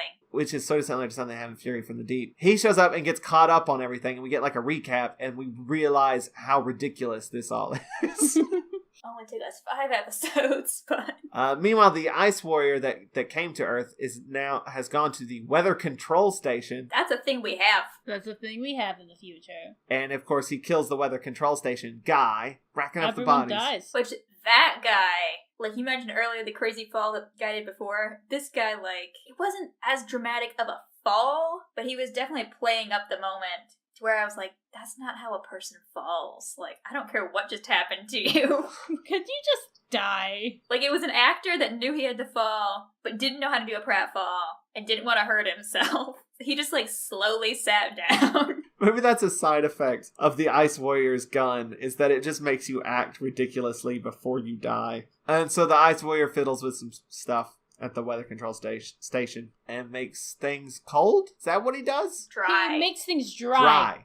You can tell because there are big levers that just say dry. Oh, every single one of them. Like, there's no other option. There's 5 different levers that are just in charge of making things dry. It's just dry, and then I guess less dry. Not like rain or snow or anything. Just dry. And he flips them all and, like, melts them that way. Yeah, freezes them, I think. I don't know. Something. I don't know. Like, he uses that light ray on it, and you just assume something's broken. So Weasel teleports everyone back. Except himself. Because they're like, well, wait, how are we going to do this if the controls are over there? He's like, no. There's a timer. It's fine. I got this. Team TARDIS, go first. Which Kelly could have gone with them, by the way. She could have fit in that phone booth. But they go first. And the doctor is not happy, by the way. He's like, I thought there'd be some kind of sensation. There's no sensation. It's boring travel. I missed the rocket. That almost killed me. What kind of sensation do you think he was hoping for? I thought maybe it'd be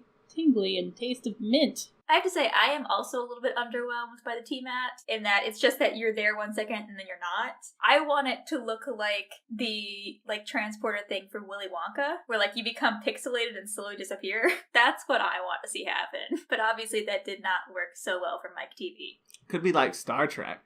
I'd be on board for that too.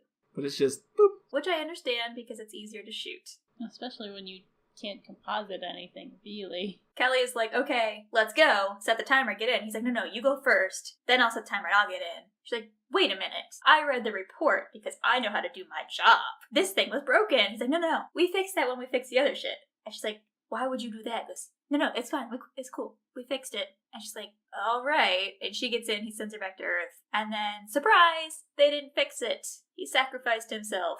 Aww. Which, like, we kind of know, but later she goes back and looks at the report. She's like, yeah, this thing was broken. I knew it. And we're all supposed to be like, oh, that was such a great sacrifice. But it's a very understated moment. And then the head ice warrior comes back in and brings down the temperature. And he's like, why did you let him escape? And he's like, oh, they attacked me and I... Yeah, he pretended to be knocked out. Like, he was just, like, slumped over the controls until they brought up the cold. And he's like, and I didn't want to go with them because I'd be seen as a traitor there because I killed all those people with the seeds. Yeah, and they're like, oh yeah, you're pretty good at preserving your life. Like, you value that more than anything. You're gonna be a really good asset to our program here. You're gonna be a great slave. Nice. The doctor wants to study the foam. The doctor goes out to get a sample and almost gets smoked again. He just has like a handkerchief over his face. We understand that you can survive this because you're not human, and it didn't kill you before. But it knocked your ass out. You were out for a whole episode. You think you'd want to avoid this, but nah.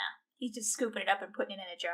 And That looks like so much fun. he studies it and he's like, this is going to fuck up the atmosphere and make the planet like Mars. Why would you want to do that? Oh, right, Martians. Yeah, sorry, dumb question. So, but then it starts expanding inside of the lab. He's like, oh shit, and just starts pouring anything he can find on it. And it turns out this is an M. Night Shyamalan movie, and water defeats the foam. You can tell that they are not scientists, because really what the thing that would stop the foam would have been was the combination of all of the things that he had already poured on it, plus the water, not just the water. But no, it's just water. We just need to make it rain. That's why it's really dry, you guys, so it doesn't rain. That's why he did that. All those dry labels, they were a clue. So the doctor wants it to rain. Yeah. Zoe and Jamie are going to go find the weather control station and take care of that, because that's a thing that exists. Well, this was another example of the doctor calling them on Skype, being like, this is what you gotta do, and hanging up before they can say anything. So they try to call boss guy and be like, hey, we need to go to the weather control station and change this thing. And they're like, well, he's in a meeting right now, so he's not gonna talk to you. But it's important. Well, he's in a meeting. Come back later. And they're like, fuck it, we'll do it ourselves. I think they try to call the doctor back, too, and, like, he just doesn't accept any incoming calls. It can transmit but not receive. I'm sure that's what he tells everybody he gives his cell phone number to. Like, yeah, I can call you, but you can never call me. I like that. I'm gonna start using that. He does answer a call from the Daleks in the video game we just played. We got Lego Dimensions and we played the Doctor Who level, and it was amazing. It was great. It was terrifying, too. There are angels in it. There are weeping angels in it, and, like, the lights lights go just out. turn off. And, like, it's terrible. Because the whole time you're just like, shit. You have to, like, solve a puzzle while it's happening. And, like, Joe was solving the puzzle, and I was just running around the room going, shit.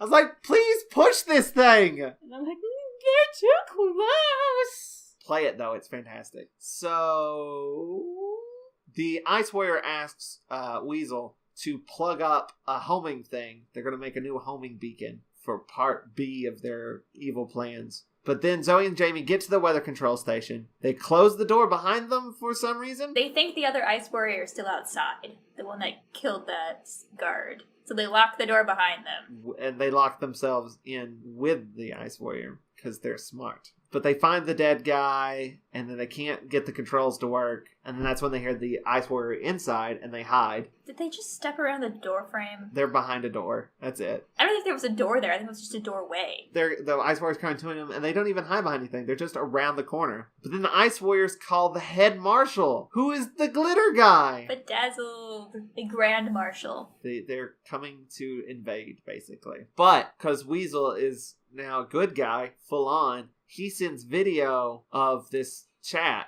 to the home base. This is where I feel like they would have been better if they just had, like, radio or voice communication, that you're not actually turning on a video stream. He sends the video of that, which includes the homing beacon sound, to them. But he gets caught doing it. The Ice Warrior realizes that they are being filmed, and they kill Weasel.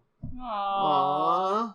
Whatever your name is. I'm just starting to like you. And then they shoot the feed too. But it's too late. The doctor has it. They were going to launch a satellite. There's been talks about it. They were going to launch a satellite that would have some kind of T-mat on it to replace the moon base, which makes no sense to me, because if they needed all the space on the moon, how are they going to fit all that on a satellite? It was going to be some kind of like relay from there. Then they repurpose it. Yeah, now they're going to put the signal on the satellite. Is that right? The fake signal? Yes. So they draw the Ice Warrior ship away from Earth, or the moon. I'm not entirely sure where they were going. And it's at this point that the doctor finds out that Jamie and Zoe are in trouble, that they're at the weather control station, and things are bad. And then he proceeds to run there in front of a backdrop that is not moving. It's just him running in front of a white screen. But he gets there, he knocks on the door, there's foam just everywhere. He's knocking on the door, and the Ice Warrior is about to get to Jamie and Zoe. He's like, oh, I gotta go answer the door. So he turns around. I have to be polite. And then there's a big old bubble about to bust in front of the doctor's face. And that's the end of episode 5. We're now into episode 6, which is called The Fungus is No Longer Among Us. I changed the pattern, Toni. Oh, man. Oh, that's crazy. It is. It was so unexpected. That's nuts. So Jamie goes, hey, and distracts the Ice Warrior. And Zoe opens the door. And then Jamie locks the Ice Warrior in a room. When they open the door to let the doctor in, first off, it takes her a very long time to figure out how to do that. And she opens up, and this entire wall of foam falls in after them. I'm assuming the foam is part of the seed thing. Why is that not poisonous, like the bubbles are? That's what I don't know. The doctor literally dunks his head underneath it. I thought it was just because, he thought he could handle it. But that should be hurting someone else. The foam is not supposed to be a bunch of little bubbles, I don't think. But they keep exploding, and it lets out the smoke and more foam. I guess only if it's in, a big enough thing is it dangerous. I don't know. That wall of foam was pretty big. I imagine that before she opened the door, he was already just drenched in foam. And then she opened the door and he just kind of fell in. They call it fungus a couple times, right? Yeah. And so, the fungus has, it's releasing spores almost. So, the fungus itself is fine. Until it explodes in your face. Yeah. Just go with me on this one. It's fine. I do kind of like the way that they would occasionally just burst. It kind of reminded me of the scene with the ROUSs and the Princess Bride. You just have these geysers occasionally blowing up. Except you can't hear them before they do. So they go into the solar energy room at the weather control station. They shut themselves in there, and the Ice Warrior's coming for them. A whole bunch of the helmet guys show up just to die. Just to die. No reason, just to die. Earlier, the scientist was like, why do you keep sending all of your guards there? They're just gonna keep dying. And the boss is like, well, we gotta do something. Do you have a better plan than just throwing these people's lives away? The doctor, meanwhile, starts rigging up a portable version of the teapots, of the lamps. It basically looks like he has some giant solar robot nipples. Yeah. It's at some point in this that I think one of the helmet guys shoots the Ice Warrior, and it makes the most ridiculous ricochet noise I've ever heard. What's that? But then the Ice Warrior is nipple heated to death. The doctor becomes like a superhero at this point, like a vigilante. He's got these heat lamps I don't know, it's great. That sentence started really strong. And then like that one. Yeah, then, that's other things in the episode happened, and anyway, that was the podcast, for, listening or whatever, yeah. So, Daniel and Kelly have put the signal on the satellite. I don't know, there's something about a car. Kelly's like, how did you get there or whatever? And Kelly's like, I found a car in a museum. That's all I remember about that scene. You know what I remember about that scene? The guy's like, what kind of car is it? And she's like, it's got 4 wheels and it goes. Which is how I described my car all throughout high school. I don't know, when I was watching this, I was just like, she found a car in a museum, just like Barbara did. And I was excited about that, but then I was like, wait, why do these museums have all of their cars gassed up? For the same reason why all these museums that have guns are loaded. So if you're ever in trouble, go straight to the museum and steal anything you see. I thought about that when we were at the, New York? Yes. At the New York. When we were at the New York? When we were at the Met? Yes, when we were at the Met, and there had that whole room that was full of guns, And I just remember standing in it. They were like really ornate. First off, they're behind glass, which if Doctor Who has taught me anything, that's not where you keep things. I was going to say, but I remember being in that room and thinking, if this was Doctor Who, these would all be easily accessible and fully loaded. It would be on a flimsy, like... And like later, there'd stand. be monsters, and we'd all go into this room, and we'd be firing them, and it'd be great. But it wasn't Doctor Who, and we just looked at them and then went to another room and saw some art. It was much less exciting. It's still pretty fun, though. We learned things. Go to museums, you guys. Museums are good for you, even if they don't come with fully gassed up cars and loaded guns. So the Doctor gets to the fucked up dry machine. The machine that creates dryness. He's like, oh, it's easy. I'll just go under the table here and bypass the controls and just mess with the wires. And then he does that classic Doctor thing of just pulling out a big old glob of wires and like, I'm sure I can figure this out or kill us all. And then like Head Warrior gets in touch with Glitter Warrior. Man, I killed all the humans. I need to get a new one. I gotta stop killing everyone. What's wrong with me? I have problems. Why am I like this? And he's just like, dude, I'm your boss, not your therapist. But then the satellite launches. The Doctor has altered his nipples to be more portable. Because it wasn't portable to begin with, but now it is. I hate when my nipples are just really hard for me to move from place to place. And then the Doctor gets T-matted to the moon base.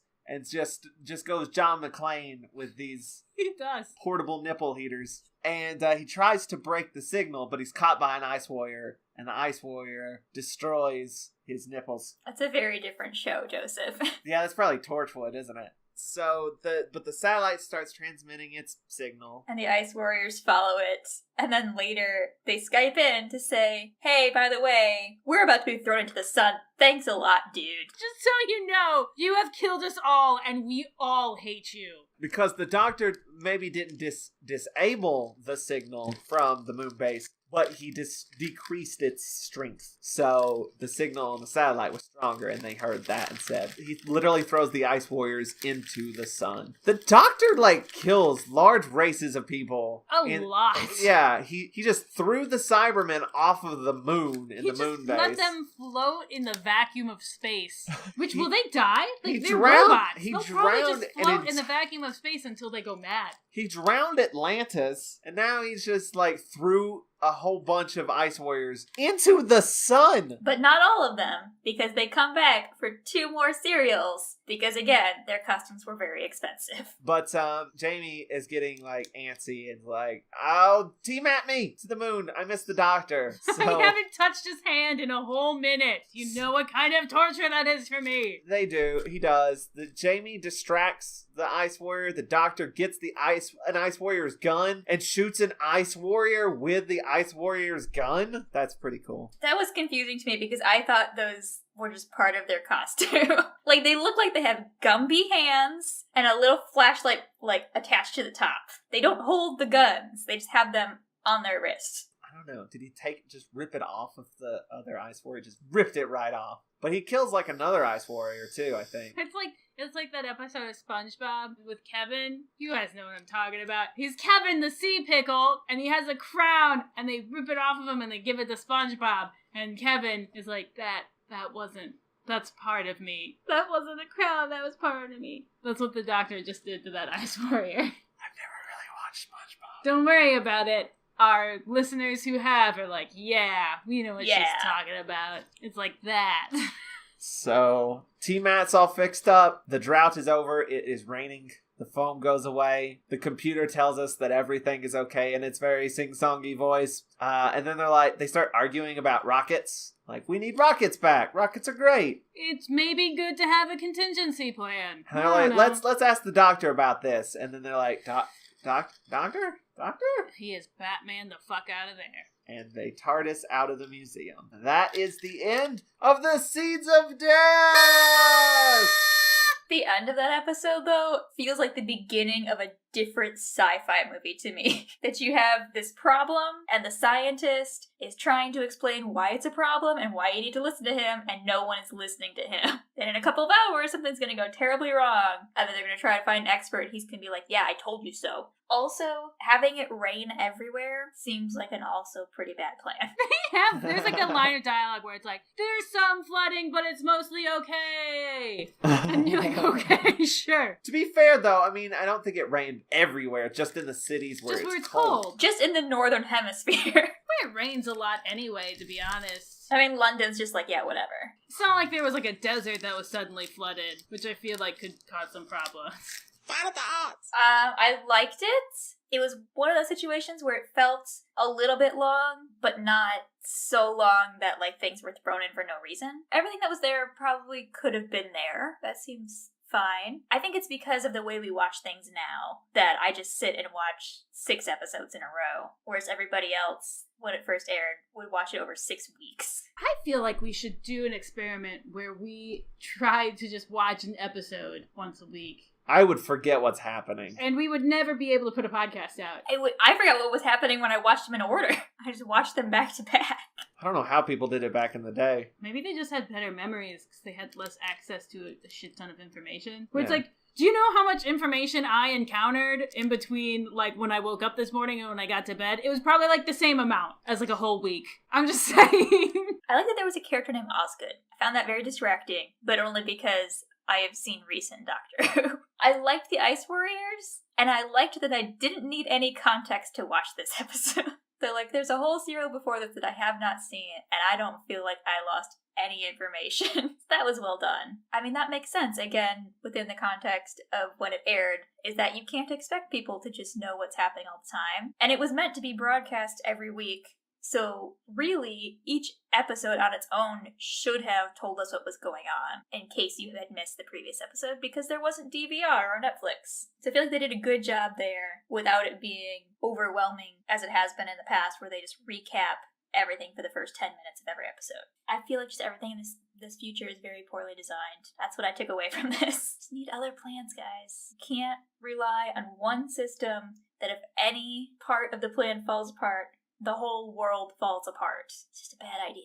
Bad plan. Bad plan. Always have a plan B, at least. Or have your higher-ups actually know what they're talking about.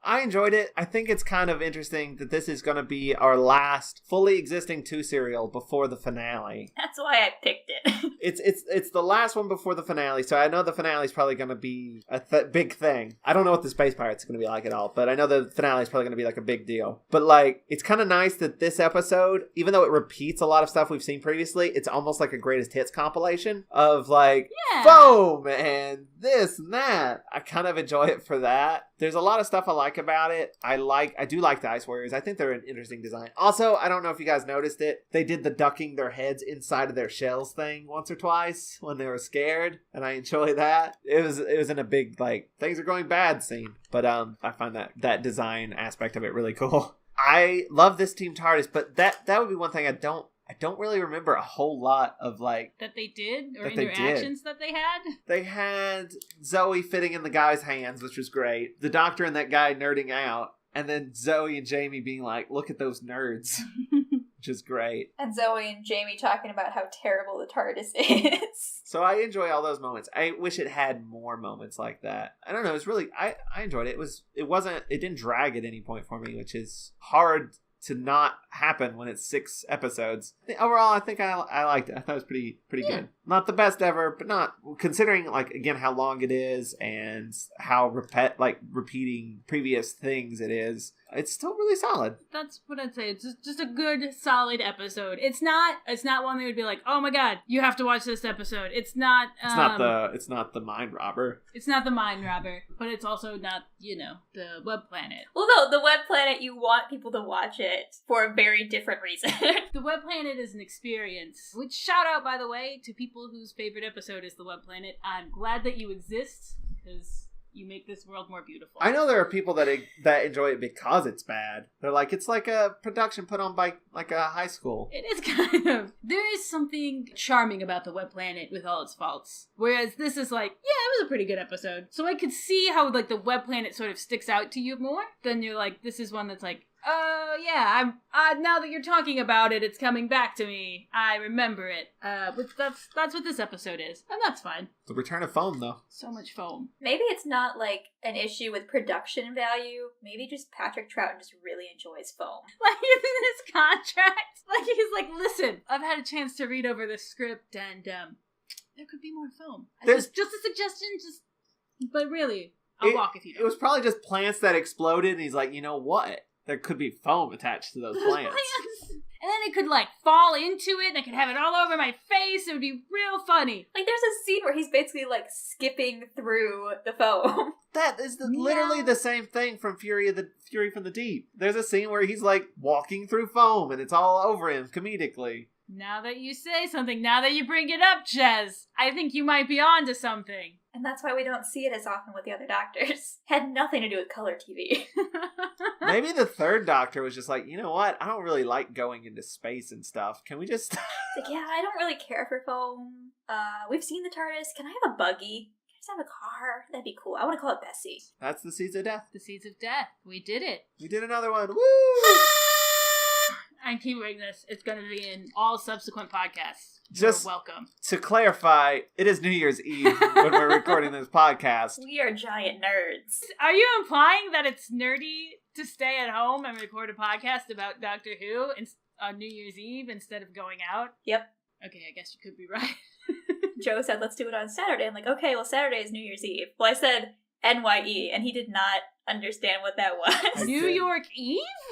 New York Eve! The other states around New York. So he was like, well, we're free all day. I'm like, I am too. But I was also trying to get him to realize it was a holiday and he might have plans. Nope. But that was my mistake, assuming any of us had plans. So, Jez, anything you want to plug before we get out Last of year here? we just ate Chinese food. Yes, I have a Patreon. So if you want to have more of my writing and learn how to do more adult things, basically learn more tips, I have a newsletter, I have buttons, I have thank you notes, I got all kinds of stuff. So it's patreon.com/howtogrowthefuckup. Do it. Or else. And I will be returning to the blog soon with new posts for the new year now that I have moved and have Wi-Fi that I did not have for 3 weeks. Hey, Joe. And that's just howtogrowthefuckup.com, right? Yes.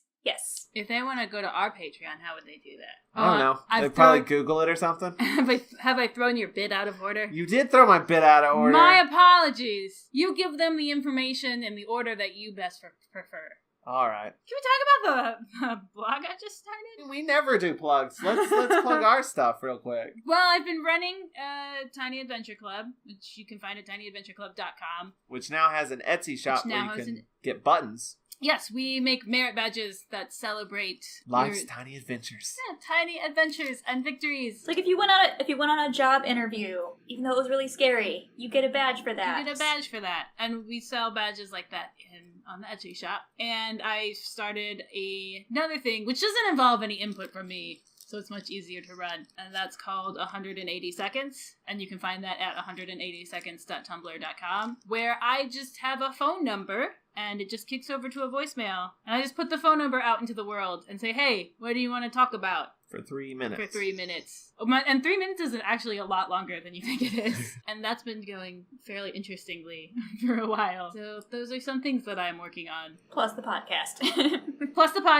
I'm also writing for... We're working on something together for a web series. Webcomic. A webcomic series called The Foggiest, which shall be existing sometime in the near future. I've written 3.5, and Toni and I together have written a half. A half. Yeah, we should get on that. Anyway, we did it! That was an episode! If you liked the episode, check out more on Watch-A-Rassilon.com, and be sure to rate and comment on our iTunes. Pretty sure Jez here is the only one who has done it. Yes, this is very important. When you rate and review something on iTunes, it makes it more likely to show up in search results. So when someone does a search for Doctor Who or classic Doctor Who, right now, Watch-A-Thon of Rassilon is probably coming up very low because it has not been rated very often. It doesn't have enough ratings and reviews to show up in as many search results. So even if you just take a second, only give it stars, or write a quick review that basically says, this show is great, or some of these episodes are okay, that's fine. It still helps. So rate and review on iTunes. It'll make it a lot easier for people to find it and more likely to take a chance on this little show. And to be honest, the more attention we're getting, the more likely we are to keep doing it. We've been doing it for 40-some episodes. That's pretty impressive. Almost 50, yeah. This might actually be 50 if you count, like, the specials. But, yeah, please rate and review on iTunes. If you'd like to help us out even more, you can go to watcharassilon.com/support, and there you'll find a link to our Patreon page, which you can get to just by going to patreon.com/watchathon. And there you can donate a monthly amount to get all kinds of rewards, like videos of us watching the episodes, uncut video of the podcast records, and day-early episodes. Also on our support page is a link to our Amazon wish list, where you can sponsor an episode of the podcast by purchasing the corresponding serial on DVD for us. We'll mention you in the podcast and put your name on our Friends of Rassilon page. And special thanks again to Matt Golden for sponsoring this episode. You can follow him on Tumblr at mgoldentumbles.tumblr.com. That's Tumbles without an E because it's Tumblr. And yeah, that's it. Tune in next time when we talk about the Space Pirates with Ray Friesen. Pirate expert. And this is to make up for an episode he missed because he was busy being famous and important, doing Small Gods. I think he was going to be on the Yeti episode, the first Yeti episode, and then he couldn't. Now we're bringing him back for Pirates, which is perfect. Which is a much better fit. He did a graphic novel called Yarg, so he knows pirates. There's Pirate Penguin, too. Oh yeah, Pirate Penguin versus Ninja Chicken. I actually filmed a video for him ages ago that's called Yarg, in which I play a pirate going on a job interview. Don't look that up. But thanks for listening. Keep calm and wrestle on. We love you. We love you so many. Happy New Year. Jess, are you going to blow your thing? I don't have a thing. Why don't you go put one in the tea mat and send it over to me? That was Jess. Bye. Bye. Non-arrival shipment of synthetic protein, New York to Moscow, moon base clearance awaited.